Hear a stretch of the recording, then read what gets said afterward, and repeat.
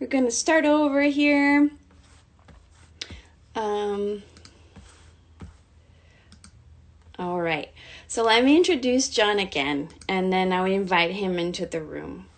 So, John Edmonds is an American artist and photographer who first came to public recognition with his intimate portraits of lovers, close friends, and strangers. He earned his MFA in photography from Yale University and his BFA at the Corcoran School of Arts and Design. His works explore themes of identity, community, and desire. Noted for his highly formalist photographs, in which he focuses on the performative gestures of self-fashioning of young black men on the streets of America, his work is in numerous public and private collections, including many major museums such as the SFMoMA, the Brooklyn Museum, and also the Lilley. Um, uh, Please welcome John. I'm going to add him into the room.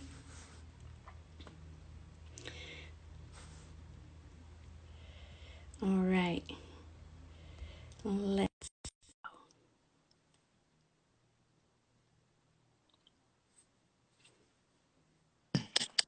Hi, Yay! Vivian. Hi, Hi guys. again. Hey everyone. How are you doing today? I'm doing good. I'm doing good. It's been kind of a quiet day so far, finishing up a few things, but I'm good. How are you doing? I'm good. I'm good. Quiet over here too. My baby's Yeah. not around today, so that's good. Good, good. Well, as I told you, we own one of your pieces, and it's definitely one of the highlights in our show, in our current permanent collection display at the Lilley. So I'm hmm very, very happy that you agreed to be here with us today, and our audience loves your piece at the museum. So I'm sure everybody's very excited to hear from you today. Thank you. Thank you. Yeah, Um, thank so you I'll so much. start at the beginning and kind of explore, your background and where you started. So you're a multimedia artist, but photography is your main medium. Why photography? Well, I was trained in photography. I got my undergrad and my MFA, and well, I got my undergrad in what was at the time they had the distinction between photojournalism and fine art photography when I was an undergrad at the Corcoran College of Art and Design, and I got my master's in 2016 from Yale, the School of Art in Photography. So photography is, I mean, I still very much consider myself a photographer. I think about photography as a medium that, like any other medium, it's a medium that has, its strengths and has its weaknesses. And I try to open up the way that I think about photography through uh, displaying photographs in different way, employing them on different materials. Um, Photography for me is a type of material to think about and to consider. And I've worked in a lot of different ways. I've worked, digitally. I've worked analog with 4x5, 8x10, 6x6 camera. I've worked with a lot of different types of camera, and I've worked there are a lot of different ways that you can make pictures in this day and age. So many Right? So, options. so, so I like to explore all those different type of options and see where it can take me. And sometimes it's not an image in a frame. Sometimes I think more about moving images, and it's a combination of conceptual thoughts that Yeah. always manifest in some ways in the photographic image. So That's really cool. Yeah, your work, is super conceptual, and I really appreciate. There's so many layers to it that one mhm. can, understand and really think about different Thank you. things and different um, kind of messages that you're trying to communicate. It's so wonderful. I also, you know, studying you and researching you, the language of painting is very much embedded in your practice, Hmm. and you know your attention to composition, light, form is incredible, palpable to the viewer. Tell us a bit more about this intersection, you know, these Hmm. two media in your creative process. Hmm. Well, I've always had a love for painting.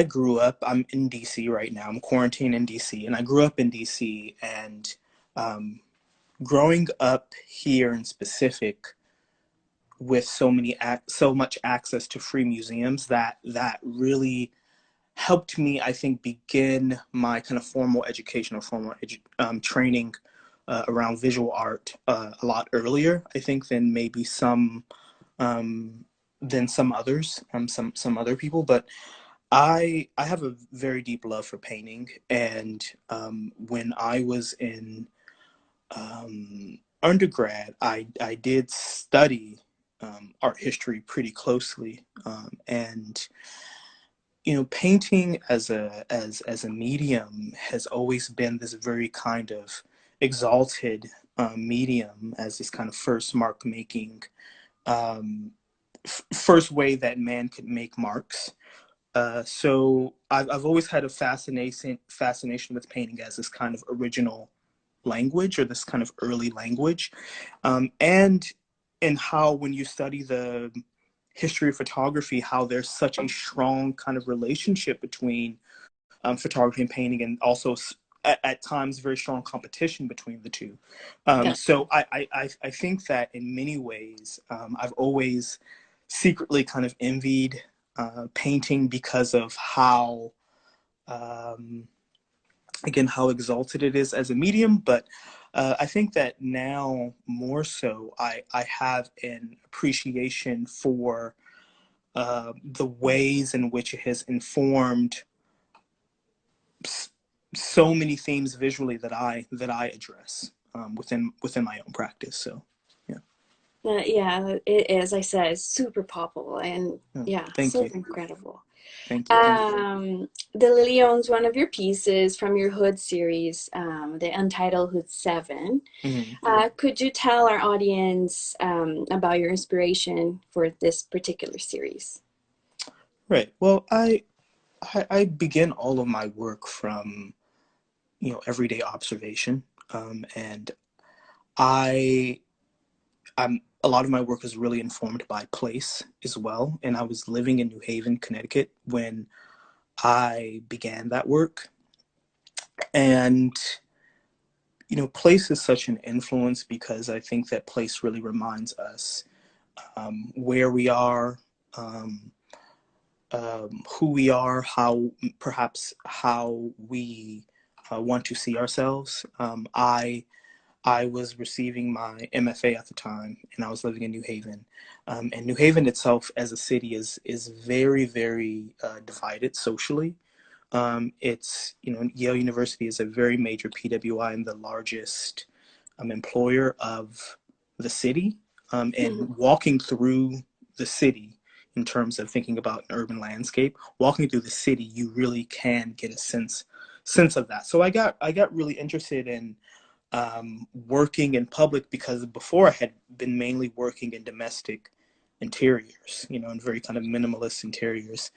So when I started making the hoods, it really came out of an innocuous kind of exploration of form, Hmm. and eventually the politics of the time started to really inform a lot of the reads on the works, and the kind of perceptions around the work. So I became really interested in how those pictures actually spoke to this idea of public perception. So how I made those pictures was in a very similar way that I kind of work inside. I work often with a tripod, and I was shooting the images digitally, so that like F22 or F32, so they could be as sharp as they could. But I was costuming just ordinary passerbys with clothing from my own wardrobe. And I wanted to think about this really kind of loaded object of clothing, this object of clothing that has become so loaded politically, and at the same time, it has such a large and long kind of historical symbolism within visual culture. Yeah. You know, so a lot of the work, a lot of the kind of conceptual framework in thinking about making that particular project was, you know, I thought a lot about how can I empty out to let new kind of ways of seeing in. So many of the people in the hoods are, you know, I cast people ranging in race, age, gender, because, you know, a hoodie is an item of clothing that anyone can wear. Yeah. You know, so I wanted to really kind of confront those kind of preconceptions, and I kept the kind of form of the project very consistent. You know, almost kind of creating a semiotic with the shape of the hood itself. So somebody asked me to share the one of the pieces, so I don't know if you guys see it.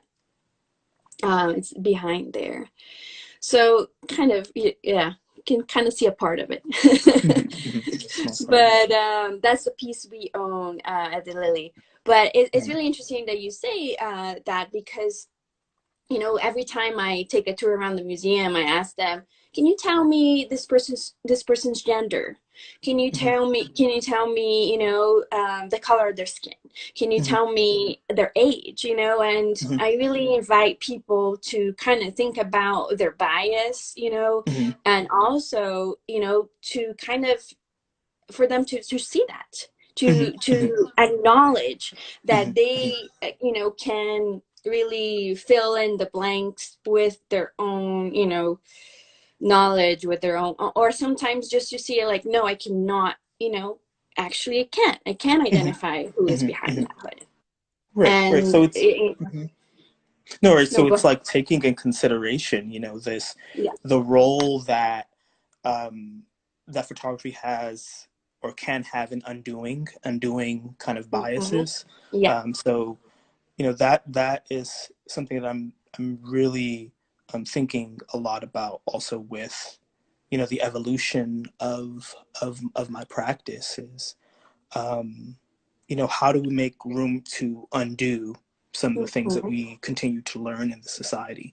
You know, I've done that with African art objects most recently, and different kind of items that are associated with some would say kind of black masculinity or blackness and maleness. So, and challenging, you know, those perceptions. I think that, you know, the way you do it is fascinating too, and just like, you know, bringing that softness to masculinity too, that you do so well in your work. In one of them, I read actually an article that somebody wrote about their perception of masculinity and, you know, the love between two black males, and how your work made him see it in a different way, you know, because there's so much that, you know, that it's, you know, that art can change the way you see things, the way you perceive life and others, you know. A lot of people have, you know, especially, you know, our history is so dominated by, you know, white cis male, you know, perspective and all that, and changing that, you know. And I think museums also have this huge, you know, kind of they should think about that, you know, and should think about changing who is inside the museum, and who are we giving voice to, you know. Absolutely. But going back to the hoods, I wanted to, you know, in one of your past interviews, you connect these images to the idea of emptying out and letting in. You know, could you tell us more about this paradox you were able to create between the anonymity of the sitter and the hyper detail of the photo? Right. Well, the photograph itself is made to, in a way, I'm thinking often about how photography as a medium has been used for often very kind of exhibitionistic purposes, or Mm-hmm. ways to just, not to just, but ways to show almost kind of in this kind of literal shorthand way. So, I, in the progression of the hoods in specific, what I thought to myself is, if there is an erasure, right? If there is a, there has been, there is a, photography has a very long history of violent erasure, so how can I kind of subvert that in a way, to in a way show viewers, um, their own kind of preconceptions or bias. I mean, emptying out and letting in, it's doing that. There's a process by which we have to also let go some of our own kind of biases. So I believe that art can change. I believe that art can change people, but it's those kind of it has to begin in this kind of smaller like part in our minds where we can actually recognize um, unconscious, and the things that we may be carrying around. So there's always plenty of room for unlearning. I would say Yeah. definitely. And yeah, and learning is key, especially in this day and age. Yeah. People, they get surrounded by those ideas that are similar to theirs. So Hmm. there's no way of doing that. You're Hmm. only like getting fed this same information over and over Hmm. again Hmm. instead of Hmm. being exposed to other different ideas. I tell Hmm. my Hmm. students that a lot. If you want to be a better person, a better scholar, a better artist, you need to be exposed to things that you don't agree with, things Hmm. that new things. And I Hmm. think Hmm. that emptying out and letting in is exactly that unlearning, and It's a being able continual to recognize. process. Yeah. Yeah, oh Yeah. yeah. It's a continual For process. everyone. Hmm. Hmm. Hmm. And I've also observed in your art that you see art as a way to form community, to Hmm. connect with others. Yes. You often approach strangers, and they pose for you. Hmm. Have you been creating art in this time of isolation, and how are you managing to be connected with your community and your art? Hmm. Well, yeah, it's been a little difficult, I would say, because I've definitely, even from a very very young age, always used photography as a kind of social engagement tool and a way to meet people, because I am a pretty shy and reserved person for the most part with people that I don't know very well. So I've always used photography in that way. But in the time that we've been in quarantine, I've been taking more time to um, sit with my work and also to write more about it and to find the language, because I again, it's like I operate within these, as we all do, I operate within these kind of you operate within these different types of categories. I mean, photography, for example, and the medium photography, how we began in talking about the medium photography, that's a very kind of specific way. I mean, I was trained as a photographer, but in a way my mind kind of functions in these different ways, but it always brings me back to the photographic image. And even as an image maker, as an artist, our only all of our so much of the labor that we do is not does not exist in the actual physical thing. So a lot of it has to do with trying to stay informed, trying to stay informed with what's happening in the world, what's happening in our own communities, in our own backyards, et cetera, et cetera. So in this time, I've just been trying to stay more abreast to what's happening with COVID-19. I mean, I think that as artists we can be so selfish and self-absorbed with our own kind of projects and things that we in our ideas and our concepts, but I've tried to take a step back and think about myself and my work less, and think about um, mainly self-care, taking care of Yeah. myself, taking care and protecting myself in order so that I can protect other people. Um, yeah, but also just sitting with my work and checking in on my friends. I mean, many people who have not all people who sit for me become friends, but many people do, and that is a way that I've learned to. I've in a funny way learned to foster community through my work. So, That is so um, wonderful. It's so wonderful. And art is a way, to create mhm, community, to connect with mhm, others. And what you're saying, like, like it kind of researching and being up to date in a way mhm, for you to be relevant, for your community and for all mhm, that. mhm, mhm. I think it's a wonderful way of seeing art. A lot of people don't see it that way. Absolutely. Um, I want to welcome questions from people that are watching right now. I do have one already, Okay. and they ask, "How did being selected in the Whitney Biennial impact you? Did you know El Perez and Paul and Sefuya before the exhibition?" Yeah, well, the thing is, El Perez, who I was just speaking to maybe 3 days ago, El Perez and I we are very good friends, and we overlapped in grad school at Yale, and they're a very good friend of mine, very very close friend. So, um, El. Both El and Paul, yes, I did know prior to the Whitney Biennial, and I think that's really fascinating, and how again in terms of fostering community, right? Hmm. Even if that community is a more kind of esoteric community like the art community, there's also ways that work can literally foster communities in that way, in the way that we see kind of overlapping themes between practices or similar concerns. So yes, I did know both Paul and Elle before the biennial. And the biennial, how did it change?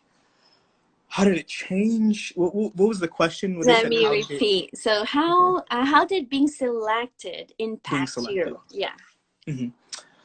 I mean, I think that it really well, firstly, when I was selected, I was really so floored and so excited because even from a very young age also, and I think that a lot of people, I think many people may not realize that if you study art for some time, like these big biennials and these major shows, they become like these ineffable kind of things to you. They Yeah. become really ineffable to you. And I remember when I was in college. Yes, I was in college when the Whitney Biennial used to be in the building that the Met Brewer is currently Uh-huh. in. Uh-huh. I remember coming to see the Whitney Biennial in that building. So when I was selected to be in the Whitney Biennial, it kind of just um, put in perspective how much work I've done, Yeah. how far I've come, and also I think in a humbling way also showed me that there's still so much more work to do. To be Because done. Yeah. it's Always. it's the Whitney, and it's amazing, and it's wonderful, and I'm really especially happy to have been a part of this biennial because so many of the artists, um, not only El Perez and Paul Sapuya, but Jeffrey Gibson, um, Eric Mack, Jennifer Packer, like in some way, shape, or form, many of these artists, we've all been in kind of proximity to each other. Tamashi Jackson, we've all been in proximity to each other. We've orbited around each other for some time, and it really kind of solidified um, that these are my peers. You know, Yeah, it really yeah, kind of yeah, solidified that in a way. I mean, it solidified that in the books in a way, you know, yeah. which is really wonderful. Yeah, it's And incredible.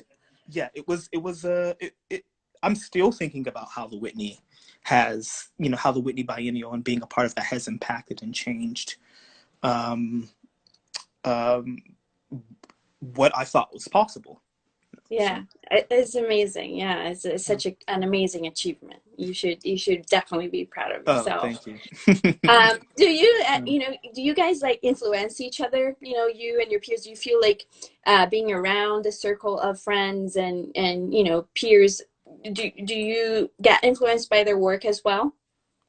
I mean, I would say that when you're studying with people, and you're all like literally on top of each other and like next to each other. I mean, there's definitely influence that happens. I Yeah. haven't like you know I've had influence on other people. People have had influence on me. People that I've studied It just with. I mean, happens organically. Yeah. it's a give and take.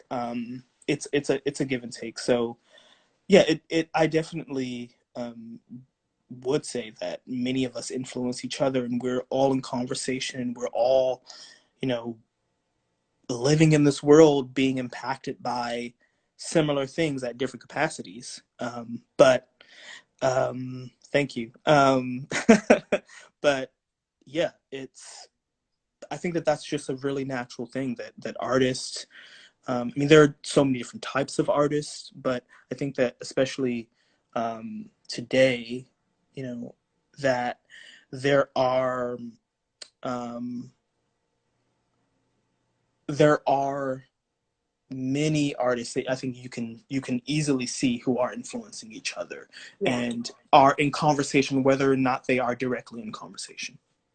And before I go to the next question, I have one question of my own. If you had to name one artist, and it doesn't need to be a contemporary artist, that Mm-hmm. influences your work, who would that be? If I had to name one artist One. that influences Or has my influenced and work, inspired you? mm, this is only a little difficult because I was just working on this list for aperture aperture, and it's like I've been thinking so hard this morning. um well, it's morning for you guys, it's afternoon For now you, here. yeah. Yeah, one artist who has really influenced my work, I would say many of like Jean Genet's films have influenced me, just in terms of emotion Yeah. and how desire is portrayed, and how desire is sometimes Hmm. repressed thing as well. Um, but I would say like more than visual artists. I mean, I'm really influenced by writers.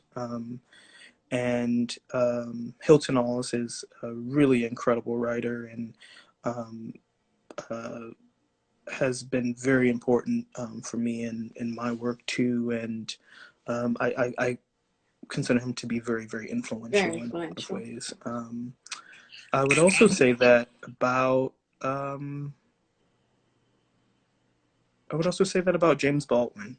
You know, I would also say that about James Baldwin. I mean, more so his fiction than his essays. I mean, I think that our country, Hmm. and our world really needed his voice in terms of essays and like what to do. But as a fiction writer, I think that um,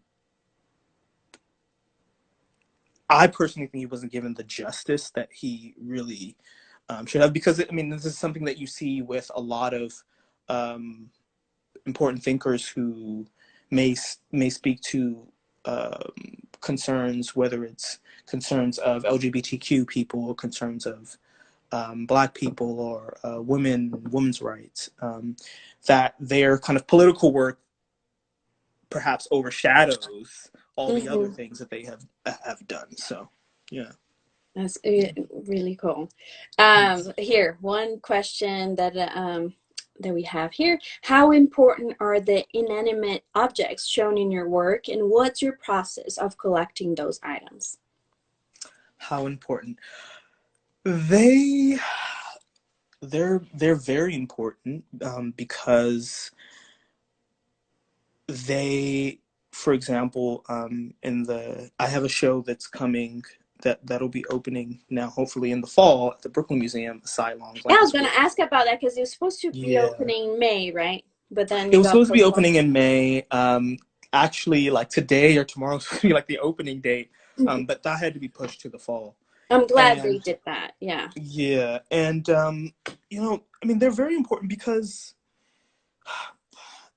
you know everything in the work, whether it's a piece of clothing, whether it's a sculpture, whether it's a spirit spouse, whether it's an African, like whether it's a Punu mask, all of these things have a life, and had a Of their life own. before they ended up in Mm-hmm. my hands. So, and as an image maker, my role is to reify these objects, with a certain awareness and contextual knowledge of how they have been used, and how they have functioned in in the society they may have existed in before. So really, I'm a vessel in that sense. I mean, artists we're vessels in that sense. Um, but in many of the objects in a sidelong glance, are from Central and West Africa, and some of the objects are spirit spouses. So, for example, in every person, for example, in the Baole culture, every person has another person in the realm. So they call them spirit spouses. It's like your husband or wife in uh, heaven, or in this In the other kind of spiritual space, realm. that spiritual world Mm-hmm. that Yeah. exists. So they're very important because many of them I have sourced from, outside of museums, from African art dealers who sell these objects on the sidewalks. And for me, the really important question that I ask myself is, like, how did, you know I mean, we know the obvious answer, right? When I ask, how did something so revered and powerful end up on, through time, end up on a sidewalk? So Yeah. we know the short answer, which is colonization. Mm-hmm. But you know I also really want to, look at all the things it was before it got to being just a piece of wood that is being sold on the street for much less than it's actually worth. Oh yeah. Yeah. Yeah, so they're very Oh important. Very yeah. important. For sure. Do you have time for one more question? Sure, I'll take one more. Let me take one more. So somebody's asking here, what was it like shooting your most recent work for T Magazine? Do you see yourself doing more editorial work? I so That was that was a crazy experience. It was a crazy fun experience too, because it's like, I in the past, I even when I work with productions or working in production, I try to keep the amount of people very, very low. And this was a time where, there was, I think it was 16 people altogether, for the picture.